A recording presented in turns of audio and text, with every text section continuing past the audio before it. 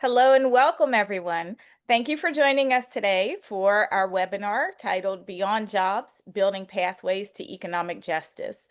My name is Michelle Massie. I'm a consultant with the Moriah Group, and I've been deeply engaged with facilitating the creation of our forthcoming report, Our Dreams Won't Be Deferred, Reclaiming Progress for Black Men and Boys in an Age of Retreat. The report offers a comprehensive analysis of the state of Black boys and men across 5 key areas: education, employment and wealth, health, justice, and fatherhood and families. It combines research, narrative, and recommendations from national partners to spotlight both policy and programmatic solutions. And this webinar is the second of 5 aimed to raise awareness, spark dialogue, and share promising practices across these 5 themes. Today's webinar focuses on employment and wealth. And while we have seen recent gains in entrepreneurship, youth employment programs, and equity-focused investments that signal progress overall, we've also seen the impacts of structural racism, historic exploitation of labor, stagnant wages, and occupational segregation that has impacted the livelihoods of Black men and boys. So over the next 60 minutes, we're going to explore bold, equity-driven solutions that move us beyond our conversation around just short-term job access toward exploring lasting economic justice for Black men and boys. So we're going to leave about 10 minutes or so at the end of the hour to address questions from our audience. But our audience, you're welcome now to start putting in kind of your name and where you're from in the chat so that we can get a good idea of the audience that is represented. And as you think of questions, feel free to input those in the chat as well. And we will make sure to address those questions during the Q&A. But I want to jump into introducing our panelists today. I'm joined by Travis Manigan and Yasmin Salina. Travis is the founder and CEO of GRADIFY, which is a college and career readiness platform that helps students from middle school through high school discover their purpose and prepare for their futures. Under his leadership, GRADIFY has expanded to more than 73 cities. They've partnered with national organizations, including the YMCA, Boys and Girls Club, and communities and schools. And previously, Travis worked in the U.S. Senate and House of Representatives. And Yasmin is the founder, got a little crick in my throat. She is the founder and executive director of the Hustlers Guild, which is a nationally recognized social innovation enterprise that prepares youth for the workforce through sports, entertainment, and hip hop education. Under her leadership, the Hustlers Guild has provided millions in resources, technology, and workforce training to help students from marginalized and underserved communities secure jobs, contracts, and sustainable career opportunities. So welcome both Travis and Yasmin. We're very, very, very excited to have you both with us today. And we're going to jump right on in. How's that feel to you both? Feels Great. good. All Thank you. right. So this opening question, I'm going to put it out here for both of you. I'm going to do some framing and then ask the question itself. We've seen a recent unemployment numbers for Black men and women in America. In August, the unemployment rate reached 4.3% across the board. So that's including all races, people of working age. And that's a level we haven't seen since the pandemic, since November of 2021. And when you start to drill down in those numbers, we see that the unemployment rate for Black workers rose sharply over this summer. And it's by 1.5 percentage points from May to August. And what that comes down to is a 6%, now a 7% unemployment rate, 7.5%, I'm sorry, unemployment rate for Black women, and for Black men at 7%. That's significant when you're looking at the unemployment rate for the overall population, but particularly for Black men and women. So what do you all see as the most urgent structural barriers that are keeping Black men and boys, working age boys, from accessing equitable economic opportunities today? And how have these barriers evolved over time? So I'll let either one of you take the first stab at that.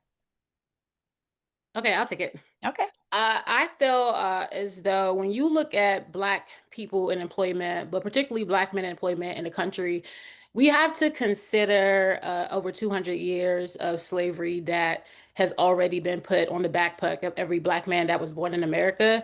And I do think, as far as when you think about people who are in the position of policy and decision making in our country, they play a part of those things too, because they either have no skin in the game when it comes to the Black community, and or feel free to ask me, or don't have anything that's dealing with Black people in general. So I feel like when it comes to equitable opportunity, a lot of policymakers are thinking about equality and putting us on the same playing field when it comes to performance of white Americans, Hispanic Americans, and they don't all have that same story when it comes to this country. So I think that it has been a year of thoughtless policies. It has been years of people who don't pay attention to what's going on and think that this is a quick fix. You can't give someone one, as an organization, they usually like to put a price on each kid head. So sometimes they say, okay, you have $150 to change this kid's life in 6 months.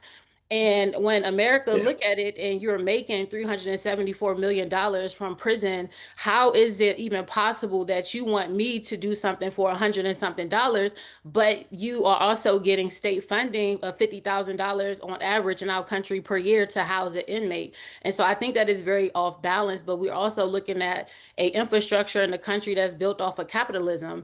And a lot of organizations don't truly understand what it means to put together policies that have thought and behind it, and also start saying no. So I think that we have to be considerate as far as what actual change look like. We know what it looks like, but some of us just want to be in a position in the driver's seat just to say yes at a penny program. And that has been more damaging and hurtful to us as an organization and leaders who know what impact look like. We put our kids in private school and we're looking at 24 to 35,000 a year. So what makes you think that a kid that was born into generational poverty can have $150 to change their life? And so I think that we are constantly just looking at our life as a band-aid to fix the Black man within our time of living. But we're fighting against over 240 years of being legalized slave in this country. And so we have to really think about what this looks like for a Black man. And it's not going to be $200. It's not going to be a job resume. And it's not going to be a tie and a suit to go to a job interview. All right. Wow, profound. I know, definitely, definitely. Travis? Michelle, can you give me the top line question one more time, please? Yes. What do you see as the most urgent structural barriers that are keeping Black men and boys from assessing equitable economic opportunities today? And Yeah. and it's a kind of a second part, and then how have those barriers evolved over time? Yeah, to Yasmin's point, just to kind of piggyback off what she said, if you go by what is given even to the school district to fund a student for the year, it may be a range of $7,000 to $10,000 a year. When we all know that what it takes to really raise a child on top of that number is is north of $40,000 a year to make sure they have a healthy extracurricular balance, a healthy academic balance, a healthy exposure and travel balance to make sure that they're exposed to certain things in the world.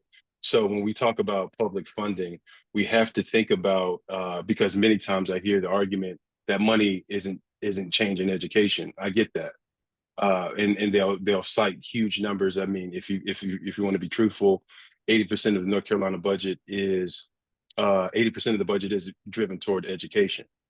However, when we talk about what money is actually being spent, we have to take into account what more affluent families are able to put into their child's experience to make sure that they're ready for post-secondary and make sure that they're ready for the life after high school. But as far as structural challenges, I think that there's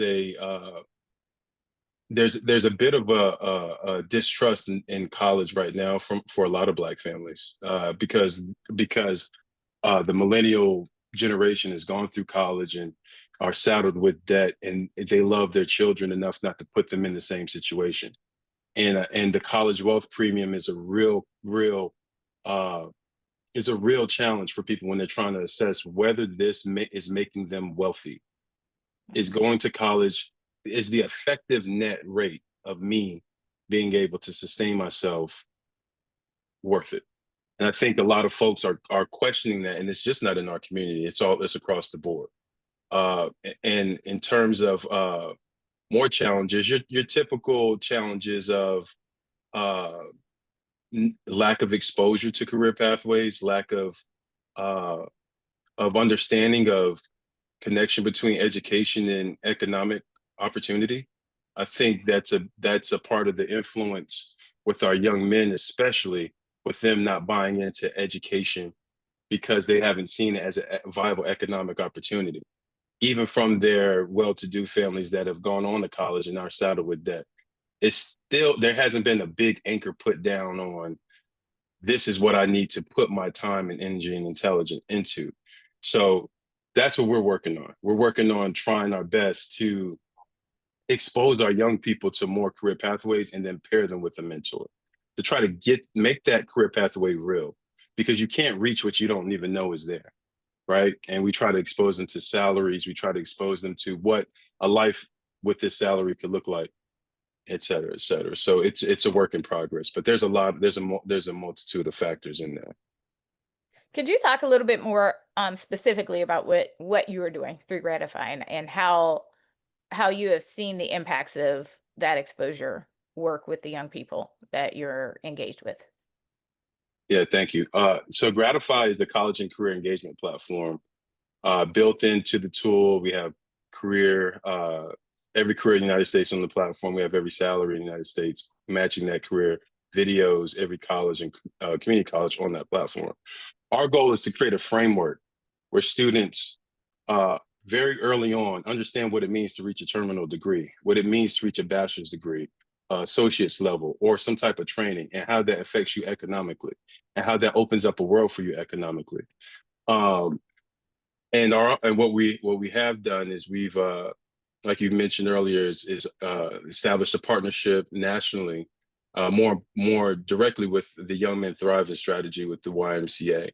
And what they are looking to do is to try to drive more contact with the community. We believe, and I think this is without trying to deliver a platitude, is that everything that a community needs is within that community. And I think that there isn't a concentration of an ecosystem of career pathways where the chamber is actively working with that school district to get students exposed to career pathways. Every small town has a chamber. There's businesses in every community. What we haven't done is brought them all together, and that's what we're focused on doing across the cities. Going into this school year is where they'll start bringing in the community to help pair them with mentors in that career pathway, to help drive and do it much earlier. Eventually, Michelle, our goal is to create career-based college recruiting or post-secondary recruiting based on the students' interest started much earlier, where now students have a pointed interest and they are actively a participant in their upward mobility, knowing that they have a portal. Because this happens for athletics, but it hasn't been activated for careers or just aspiration students. Whether you want to be a hairdresser or a barber or an engineer, you should be recruited to do that by the people that can train you to get you to the next level. Thank you. Now, Yasmin, I'm interested in, going back to what you were talking about, the investment in young people, the investment in these types of pathways as well. Oftentimes we find out that your budget is kind of, that is your hardcore purpose, what you want to engage in, what you're putting your policies behind, and you're actually funding those policies. How do we get communities, national, federal government, state, local governments, whatnot, to really shift their focus on investing in programs that really reach young people early and sustain them throughout, so that they are able to aspire beyond what they may see? Right. When I think you look at breaking down community-based organizations and directly into a private-public partnership when it comes to federal or state and local government is number one, establishing what success mean for your program. And thinking about stuff, being realistic, $50,000 cannot help you change 150 kids' lives. And so I think as organization leaders, thought leaders in this space and game changers, change makers, is to really start coming to the table and not to be on some, I'm happy to be here, but really speak from a perspective of advocacy and say, like, hey, this is not going to work. And I think a lot of the times we get kind of scared or don't want to be messed up, like, oh, pick me mindset. We don't like to give that pushback and we don't like to really define what a budget means. And I think a lot of times we miss those opportunities to really advocate for ourselves and speak within the space. And I think as community-based organization leaders that we should start educating ourselves on how to put together an effective budget that actually screams impact and not just a get it done. And I think that that is one of the biggest problems as far as state and federal understanding the importance of our work. And the second part of it is really building out that narrative and helping people understand that we are creating people that are going to go into a workforce.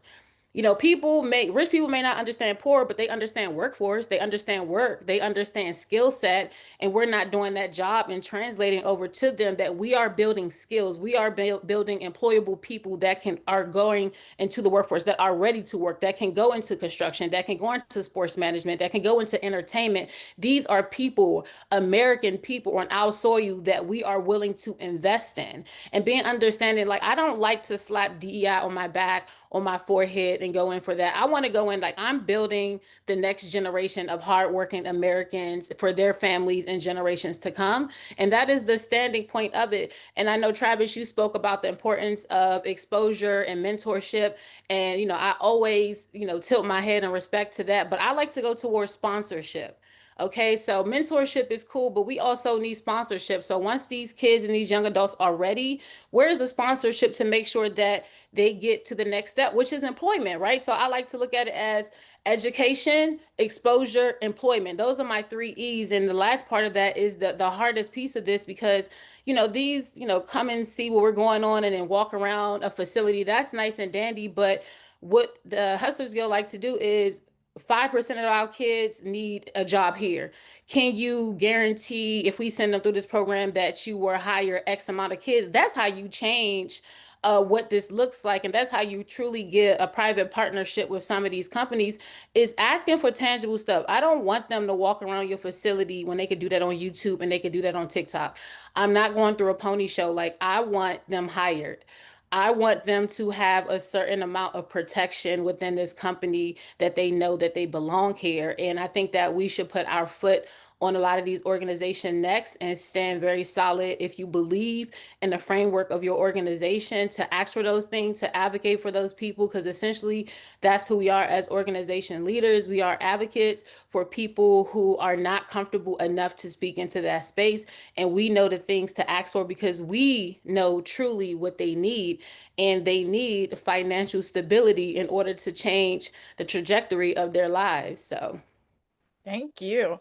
And I want to tease this out a little bit more. And, you can use the Hustlers Guild as a model if not, but, I want to dig a little bit more into those promising models or strategies and that you've seen that are really building out these sustainable youth pathways. How can they be scaled? How can they be scaled nationally, regionally? I'm just curious, like, let's get into some nuts and bolts so that people who are listening today can really go back to their organizations, their boards and whatnot, and say this is possible. Yes, I think is one is really understanding the power of community and understanding when and how to translate the framework of the success of your program. Everyone doesn't speak nonprofit language, but understanding where the disconnect may be. And sometimes the deliverables may just be polished under a different name, right? So I can use Sony Music we have worked with before back in 2019. And at the time, they did not have a HBCU program, right? So this is top 3 record labels in the world does not have a HBCU program, right? But hip hop in mainstream music, when it comes to Black music, we are the ones who set the standard of what this economy go off of fashion, music, trends, cars, lifestyle. How don't you have a HBCU program? So we were able to sit down with them and build a program that's structural enough that kids from HBCUs can participate in the Sony U music program. That was the first ever for them to actually engage into a Black market, which sounds ridiculous, but if people aren't in these spaces to advocate, we could have easily said like, hey, let's just walk around, or let's just, can you have an artist pop up? But no, I want something different. I want 15 kids to be hired from these HBCUs, and you guys build out a partnership with their program and really kind of think about what change looks like. And sometimes we get wrapped up in just asking for money. Also look at your budget and see, what does money eat up? Is it food? Right? Is it transportation? And start looking at things in a whole different light, and not necessarily, no one's going to really hand you over a ton of money a lot of times, but they will pick up 2 or 3 budget items. And it's really going to the table to see, I can bring you this. What can you also deliver to me? And really work out those tangible items. I like to stick with employment. I'm more so of workforce development, exposure. I want to work with that with my HBCUs. You know, we tend to be a little bit behind on curriculum and the education piece and opportunities. So I like to sit down with a lot of my HBCU department heads to figure out, how can we get a more innovative approach to the curriculum that the kids are learning, whether that is having people come in as guest speakers, or visiting the fact that they need to upgrade their curriculum, what they're teaching kids. Because at the pandemic, we should already have curriculums that are updated from that, but really working with our educational partners in different senses to meet those lines. And you really have to just dissolve those gaps and those pieces. And that's what we like to do. So we just don't work with kids because we can't fix the problem working with kids. We just don't work with corporations because we need kids. And we also need the education piece to it. So it's looking at it as a wraparound of advocates coming together to make sure that we make these promises to the better good of our community, to build these kids that can go into the workforce, whether those are Black men, and really understanding just the magnitude of the pipeline of prison, that really get into these kids' mindset and how they're trained to go towards prison versus trained to be hardworking adults. Thank you. Now this, as you said about this pipeline to prison, it makes me think about how other issues like housing, health, education all intersect with employment. Um, I would like to pick both of your brains. Like how would you widen or close those opportunity gaps for Black men and boys in those other issue areas, and how they're related to, as you said, that ultimate goal of employability? In terms of young people, because that's what we deal with. A lot of our young people are dealing with being unhoused, or typically or categorically considered McKinney-Vento, where they may be living with a friend, or they may be living in a hotel. That level of destabilization is detrimental to them, not only performing in school, but actually trying to excel in thinking about employment. Because if they are insecure within what's going to happen when I come home today, they're also insecure on if they're going to eat that day, more than likely. They're insecure in so many different areas, where it's going to be on the Maslow hierarchy of needs down the line for them to even think about employment. And that's when you get into, as Yasmin pointed out, other forms of economic empowerment that we don't want them to go down, that's more readily available, that's more accessible, that's more proximate to where they are. With our homeless, and with our housing crisis, with our skyrocketing rents, a lot of, and pair that with unemployment of for our parents, you're looking at data that's going to be detrimental even toward the healthcare challenges that we know were just passed, where you're going to have work proof of work to get Medicaid. Yeah. So now you're going into health. So farther down the line gets pushed economic empowerment. And that's what we're seeing. I think in Mecklenburg County alone, I think there's 6,000 McKinney-Vento students. I believe 90% of them are Black and brown boys. So, that is a concerning number, right? And that's probably on the back end of last school year. So we're at the tip of the spear of a lot of this data. A lot of it we won't know until these economic policies go into place. And that's where, as a federal government, or as a state government, as Yasmin pointed out earlier, you have to apportion funds to make sure you are bridging the gap between the business community and the student and the education community. You have to look at your young people as it's a national security interest for our young people to make sure that they are gainfully employed and working toward the industries that can sustain us in the worst times. You cannot ever take a back step or step backwards from ensuring that, because our competitors aren't, right? They're ensuring that their students are receiving a high level education, they're prioritizing it, and America has to ensure that we're making that same level of investment and initiative to do the same. Thank you. Yasmin, would you like to add anything? Yes. I love what you said as far as like the housing and stability. I know when I work a lot with my young Black boys, I'm talking about the ages of 18 to 24, what I found to be a common denominator with them is ego, right? And so with the point of ego comes a lot of reassurance and affirmations. And Travis, I know you working in this space, being a Black man, you probably come as this big bro, unc, dad figure. But me, I'm just like an annoying auntie slash mom, right? And so I'm I'm definitely unk constantly, now. I'm yeah, definitely unk now. Yes.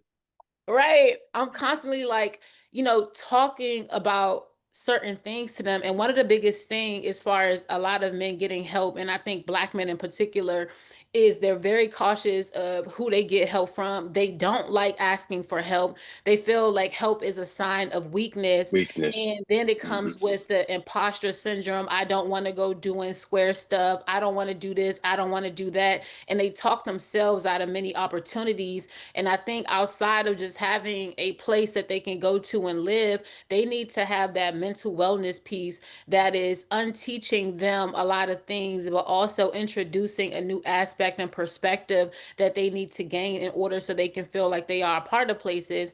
And a lot of times it comes along with ego and being scared. And so what I like to do, push all of my young guys that enroll into the program, is it's mandatory that you have to go to therapy. That's it. Like, we're not doing Wow. anything else. In order to receive the services or a job or a certification, you have got to go to therapy and you have got to have a bank account. So we work on these things all at one time, is because a lot of Black men get into spaces and this is their first time engaging with white men in workplace. And most of the other times that they deal with white men in their lives is usually from a state of law enforcement. So automatically a lot of them get tensed up or feel a certain kind of way with being in these workplaces.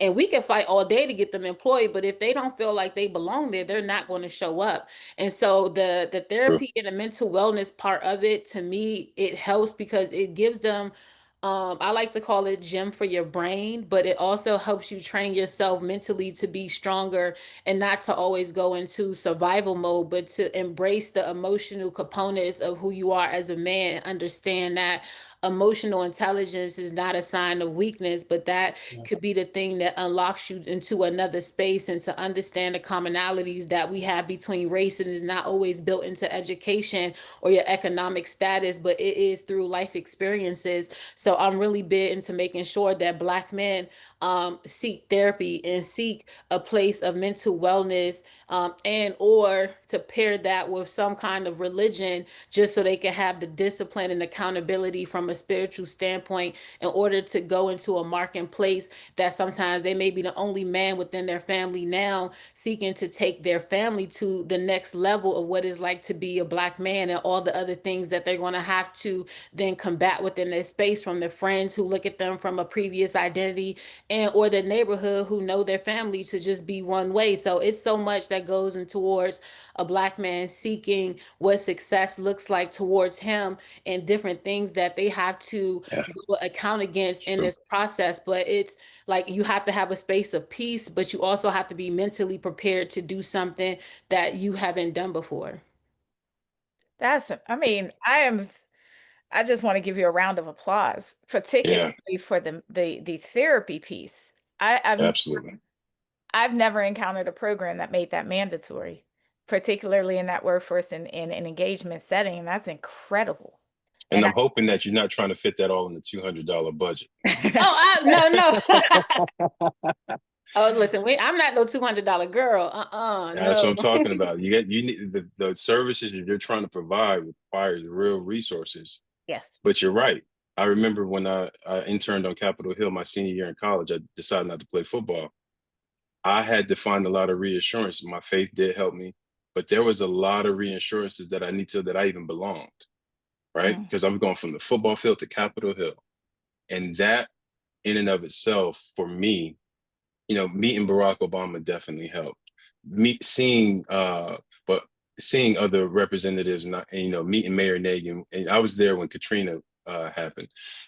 So there were things that helped ground me, but then there was also things that also drove me to make an impact when I went home and became a teacher, because there was no representation there.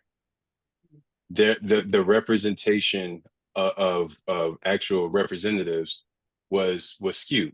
So, and I did bring that home. One of my students became a city councilwoman. She's amazing. A lot of folks running for school board, those type of things. But I'm just, kudos to you for that, because the mental health part of it is a big deal, especially when you're trying to leave the other influences that dominated you, which are latent to you. And then now you have to level up. And how do you make that escalation? How do you ascend? Right. Yeah. Wow. Travis, I want to pick up a little bit more about your experience on Capitol Hill. Hmm. And I'm hoping, that you can address this question around kind of civil rights and the law. So we're Yeah. seeing that there's policies out there and they're supposed to be designed to protect workers, but they fall short often. Sure. Um, and I'm curious as to your thought regarding the steps that would be needed to truly strengthen that accountability piece, to ensure that Black workers are protected in the workforce or elevated in the workforce. Um, All right. and so just Well, curious if you a have it. lot of that enforcement comes from DOJ, right? Mhm. A lot of the civil rights enforcement comes out of the Department of Justice.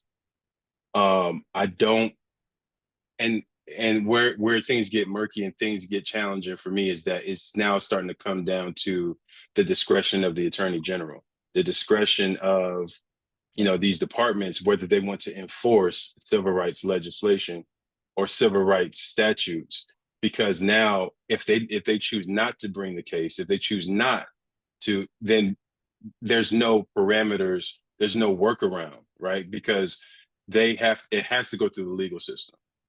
If a school district is not, and we ran into some of this when I was working in the Senate, if a school district is not actively, uh, you know, disciplining racial instances, that student can bring a civil rights claim against the district, and there's compliance measures that go up the chain.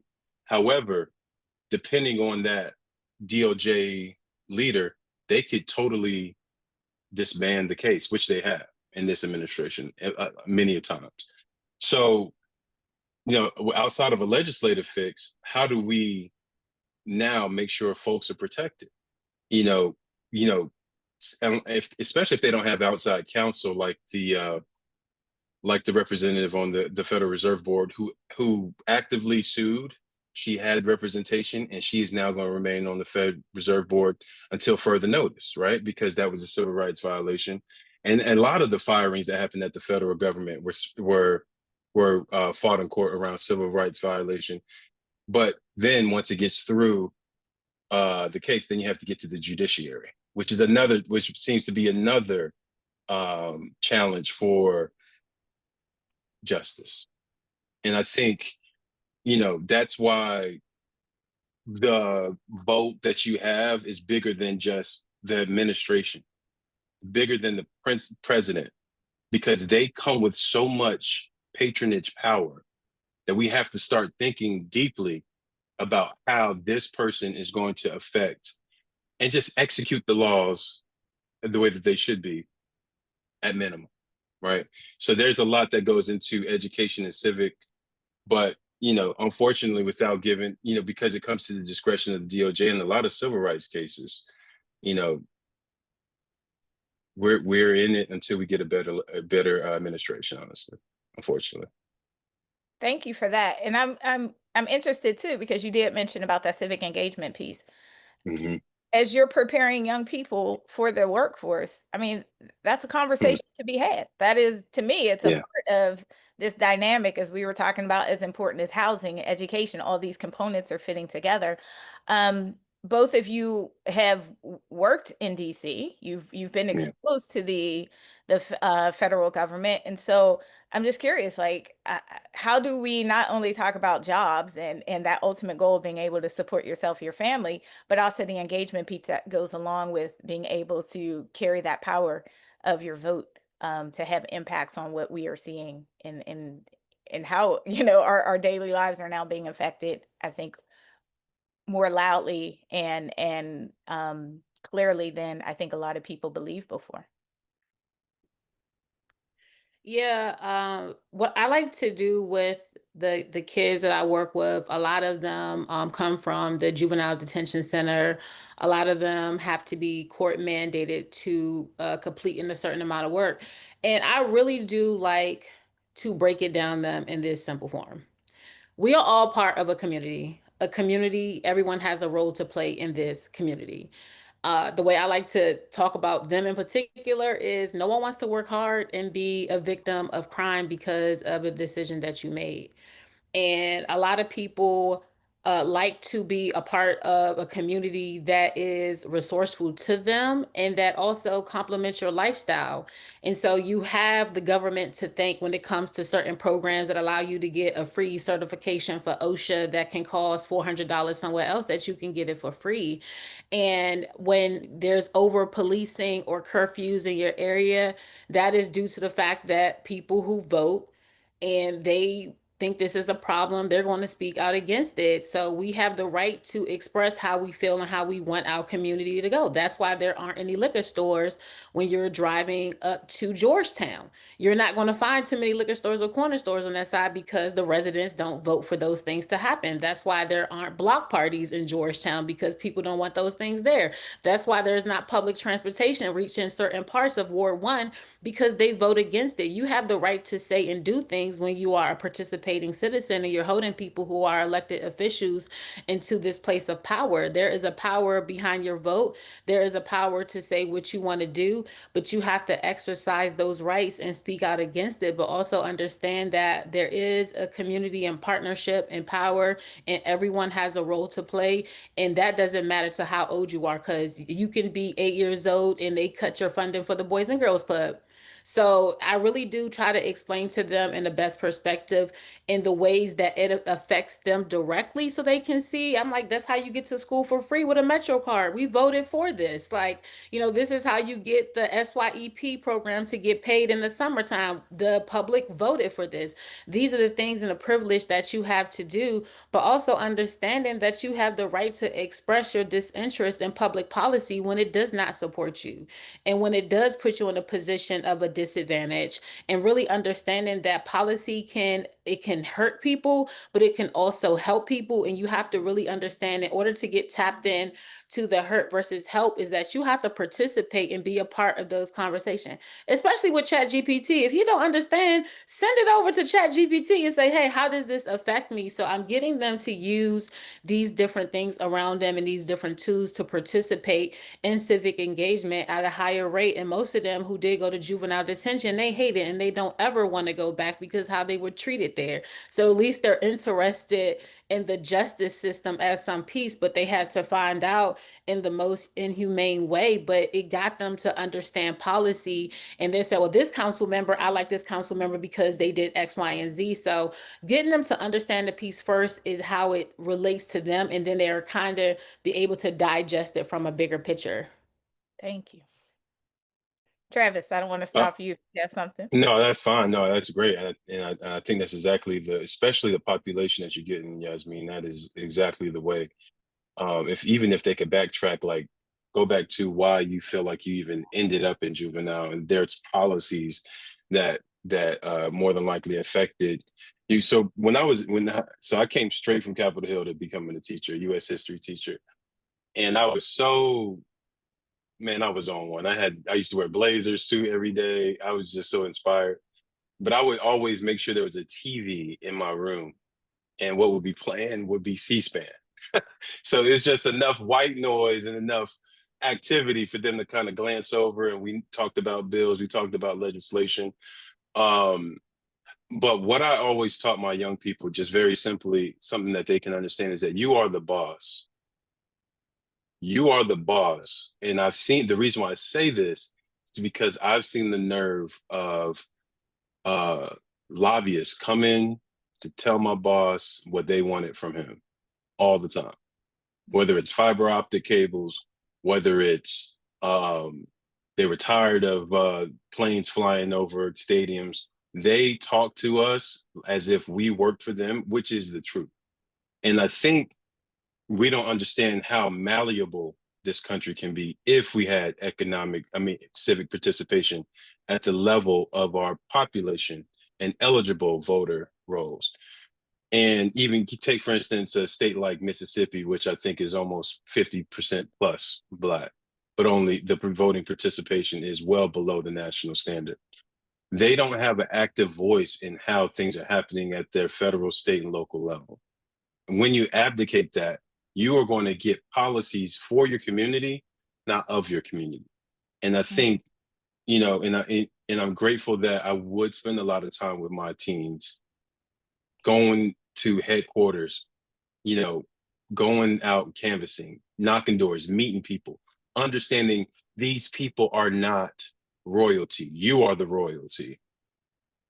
You are the ones that make these people's lives, because you're helping them, and whenever they get elected, you hold them accountable. And it's just that simple, right? It's just that simple, where if you hear a politician saying, I need you, you say, no, I need you. I put you in office. I put you in office. My mom put you in office. And now we're dealing with lower funding.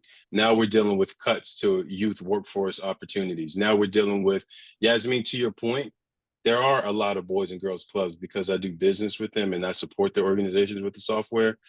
They are facing a lot of budget cuts because of the 21st century grant cuts, right? And even though they may not necessarily, they may be cut, they may be reclassified, but it's taking them out of how they were able to sustain the programs for our youth. The games need to be over. The games playing around with our youth citizens need to be over. They are our most important asset. They are the future of this country and what this country is going to stand on. We can't stand on what we've been standing on, which is a select group of people. The demographics of the country are changing, and we have to make sure that we're setting them up to have an equitable future. All right.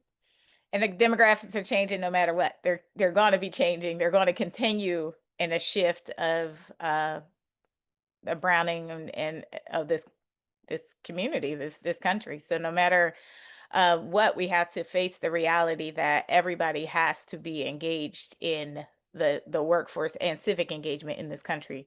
Absolutely. Can't ignore a large demographics of people, period. I'm curious because I want to shift a little bit, because part of this conversation isn't just on the employment part, but it's on the wealth building piece. And so I want to leave a few minutes to really engage in that part. So I'm employed, I'm gainfully employed, I'm working toward a savings, but is that enough? Like, how do I make sure that true economic justice is, in view when it comes to yeah, specifically the Black population in America. So I would love to get both of your insights in regards to what you're seeing and, the broader issues of financial inclusion, how we're able to build wealth for Black families. What are the roles that you're seeing, not only your organizations, but employers, government, philanthropy all play in moving us closer to that economic inclusion. I'll take it this time, Yasmin. You've been a well-spoken panelist today, and you've been taking the charge.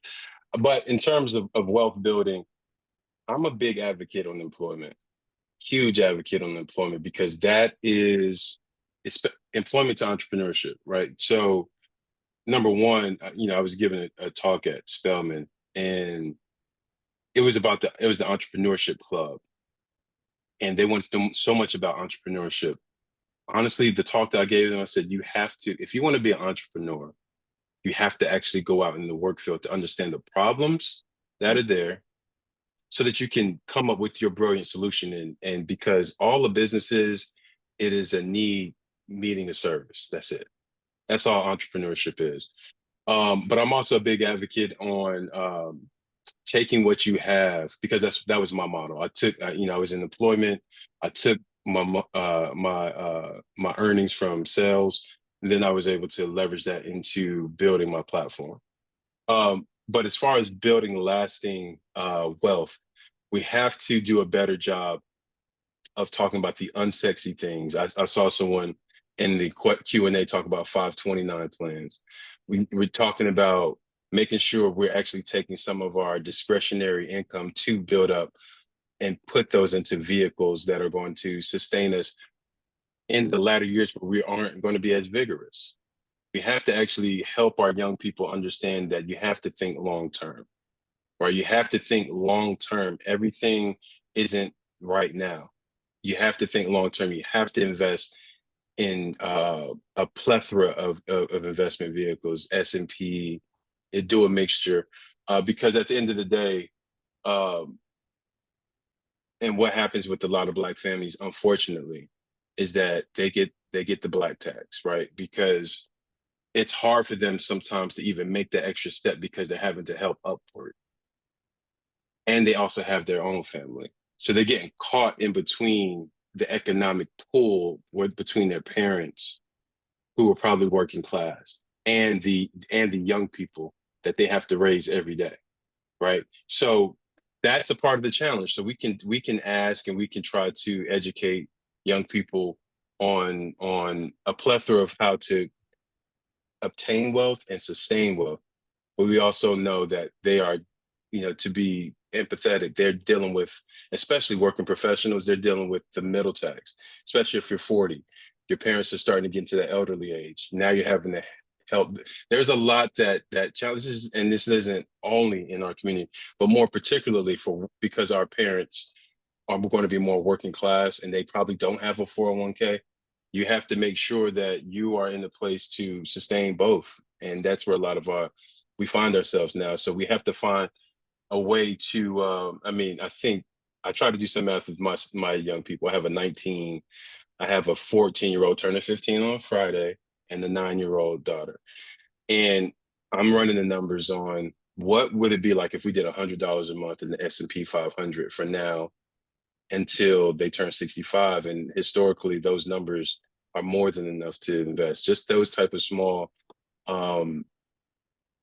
information campaigns can help even young people. My son is a freshman in college, and those are the conversations that we're having now. I know you want to DoorDash, but you're going to turn 65 one day as well. So we have to think long term. Thank you. I want to leave time for Q&A, so I'm going to ask you all one final question. But before I do that, I want to leave you with any thoughts that, if there's any other conversation pieces, any nuggets that popped into your minds about any of the previous questions, feel free. If there's anything you'd like to say right now. No? I think we have a question asking about, would you like me to read that, Michelle? I could, we can jump into the Q&A and then I will ask you, Okay, let me, yeah, we'll keep your order. yeah, yeah. No, I mean, it's fine. We're here. We're fluid. We want this to be, this is definitely a conversation. It's been an amazing one. So before we get into the Q&A, I just want to ask you both, this is putting on your, if I could reimagine the world, what would a reimagined economic system look like? And do you all recognize any solutions that are getting us closer to that? I have a vision already Okay. around. And you say the world, and let's just, I would just like to focus on our country because, I like to let the world do what they want to do. If you're going to have, kind of social mixed economy, if you're going to have a strict capitalism, I think America can be classified as a mixed economy, so a blend of socialism and capitalism, because we do provide some services. But economically, um, I think that, like I said earlier, we have to we have to get the buy-in that our young people are our most important resources. The way that the democratic system is set up, everyone votes for their own interests. And guess who can't vote? People under 18. So a lot of times they are getting little to no consideration when it comes to policy driving initiatives. And I believe that our communities are equipped to tackle the challenges that we have locally to to drive out well-adjusted young people from our communities. I don't think that it's incentivized. Going back to Yasmin's point, $200 per student for a program and then expecting world-changing results is not uh, a recipe for success. She may make a dent and have some great reporting, but there are environmental factors that are going into what's challenging that student to really get to the next level. And she can't do it on all her own. She has to have, like she said, the companies, the colleges, and the student. And I believe that as well. I believe that exposure to career pathways, recruitment based on your career pathway selection, and involved communities, especially if you don't have a parent and you have a caregiver or you're in a group home. If we can get you on the track to pursuing something, we've just never seen that behavior take place. I'm not asking for a utopian uh, America. I'm just asking that we make a couple of shifts here and there to make our communities work better and to incentivize it. Let's say Yasmin puts a young person in the job. Can you incentivize that company to to employ that young person, right? Is there a way for us to reward them through tax breaks or whatever a small business wants? Hey, we need this. We don't need to be stagnant anymore in youth employment, because we know from 18 to 24, that's a critical time, especially in Black boys' life, where the trajectory of their life can totally be altered. And it's easier to build men than to repair broke young people than to repair broken men. It really is. Thank you. Yasmin? Yes, I think when it comes to just understanding the world of economics or money savings and long-term stability for Black families, I think that it should start with changing our relationship with money and how we educate our young Black men with their relationship with money. A lot of times we work even with our athletes and we tell them like, okay, if you want to go buy a car, do you understand that the value goes down once you drive it off the lot when you're out here buying diamonds? Because they're going to spend the money and their relationship of society and what society tells you to do with money. But I think educating Black men and families in general of what relationship with money looks like We tend to be reactive in this world. So having a more proactive approach with our kids, we definitely give them jobs and incentivize them and pay them based on their how much they decide to put time into the organization. I also think that when it comes from a bigger standpoint and looking at financial institutions, I believe that community-based organizations should definitely hold these institutions to the fire and seeing what they've done with their CRAs, the Community Reinvestment Act. How have they been giving back to the community since the 1970s? What does those reports look like? And they're actually receiving any kind of help. And if anyone doesn't know what the CRA is, that is the legally banks have to give a certain amount of money back to the communities, low income neighborhoods, and they tend to give $2 to $5 million a year. But what does that look like? What does that reporting look like? What does that investment look like? And a lot of times it is BS that they tend to hand over, but really holding these financial institutions accountable for the things that they say that they want to do, whether it is from savings account, banking account, spendings, and the way that they educate Black people down to even employment. What does your investment back into this community look like, instead of giving them credit cards and the interest rate is going up while you tend to walk away and they walk away with nothing? So I've seen a few organizations have been doing their due diligence and working with community-based organizations to strengthen their relationship within these low-income neighborhoods. But there's also a ton of people that have been able to get by without investing and back to it. So I think just really understanding the power that we have that is available to us and understanding what does that accessibility look like, and the things that we can ask for by things that are federally mandated and has been there for decades that we have not utilized to our advantage yet. But it's going to be a slow process. And the first step is educating and reimagining what our relationship with money look like as a community in a whole. Thank you. We do have two questions, and we have about 3 minutes, and we'll go over maybe a minute or two because I think we started a minute or two after the hour. The first question, I believe you addressed, but I'll read it anyway in case you want to add to it. I was interested in hearing the panelists' thoughts on wealth building strategies and pathways. For example, asset building strategies like 529s, retirement, entrepreneurship, home ownership. So is there anything else you'd like to add on top of that? I know you both spoke to China changing the relationship with money and looking at investment strategies, S&P and all, but if there's anything else you'd like to add specifically. I'm always big on finding ways to get property. So I think a big part, especially if you're living in a major city, that the property value is never going to go down. It's only going to increase. And to fully take advantage of the first buying programs that any city has is going to seem a little bit annoying and redundant, but what it does at the same time is that it helps you repair and build your credit with the free resources that they give you a financial advisor, and then you walk away with a property. And sometimes you could walk away with these properties from less than $5,000 coming to a closing cost. So in DC, you can bring $5,000 to a closing and you can walk away with a property that stands at over $500,000 in value by completing these programs. So if a lot of people like, okay, you got to have X amount of money in your account, but also if you are tied to some public resources and programs, take full advantage of it before they cut them, and learn how to build up your assets and repair anything that you need from there.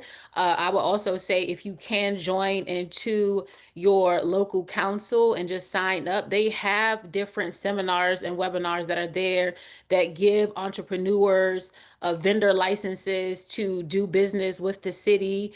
So you could do hair if you wanted to, you could take pictures, you can clean. There are a range of services that are there that these places are required to do. So I say start thinking in the immediate, and it doesn't mean that you have to go buy a block tomorrow, but it could just be taking the point of signing up and completing these programs. Thank you. And we have another question. This is from Nicole. How can employers move beyond diversity hiring quotas to create real pathways for Black men to advance into leadership and decision-making roles? I'd say without violating any of the presidential proclamations or any of the new administration's efforts to stifle some of this behavior. We have a lot of brilliant Black men at HBCUs. And I think the lip service and the recruitment just doesn't match. I think if you really want to find talented, top tier talent, they're there. It's just up to you if you believe that they're there. And that's incumbent upon the company, because DEI was really about internal programming to ensure multiculturalism. It wasn't about hiring. That wasn't the initiative. However, if you are automatically going to go and say the kids SAT determined their talent, then you're going to continue on the process of only targeting certain schools based on the entrance requirements that the kid had at 18, right? And we already know that those numbers are only indicative of how wealthy that family potentially was to make sure the kid had a good SAT to get in school. But you have to evaluate young people based on how far they've traveled. A lot of these young people who go to attend HBCUs, I'm a double HBCU myself. Shout out Fayetteville State and Howard. They've overcome so many obstacles that they could be prime candidates for high level opportunities, especially athletes, especially young people also that had to do athletics through the whole thing.